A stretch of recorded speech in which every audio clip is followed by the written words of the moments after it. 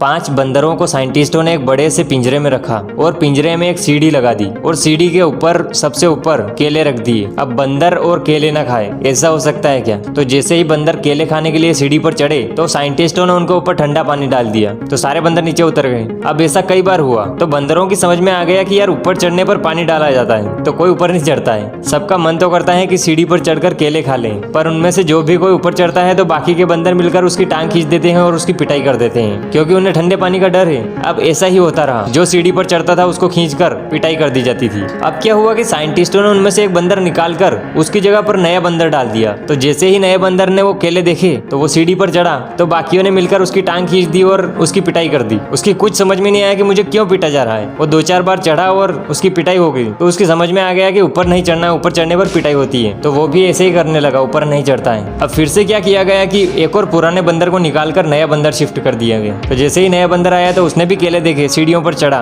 उसको भी खींचकर पीट दिया गया। मजे की बात यह थी कि वो जो पहले नया बंदर आया था उसने भी उसको पीटा। उसे पता नहीं था कि क्यों पीट रहे हैं, सब पीट रहे हैं इसलिए वो भी पीट रहा है। और ऐसे करते करते सारे पुराने बंदर निकाल दिए गए और नए बंदर शिफ्ट हो गए। जैसे ही कोई नया बंदर आता है उसको केले दिखते हैं, सीढ़ी पर चढ़ता है और उसको खींचकर पीट दिया जाता है। खतरनाक बात क्या है पता है? वो जो सारे पुराने बंदर थे वो इसलिए पीटते थे क्योंकि उनको डर था कि कहीं ठंडा पानी न डाल दिया जाए, और ये जो सारे नए बंदर आ चुके हैं ये इसलिए पीटते हैं क्योंकि सभी पीटते आ रहे हैं। और ये एक्सपेरिमेंट क्या प्रूव करता है आप कमेंट सेक्शन में बताओगे।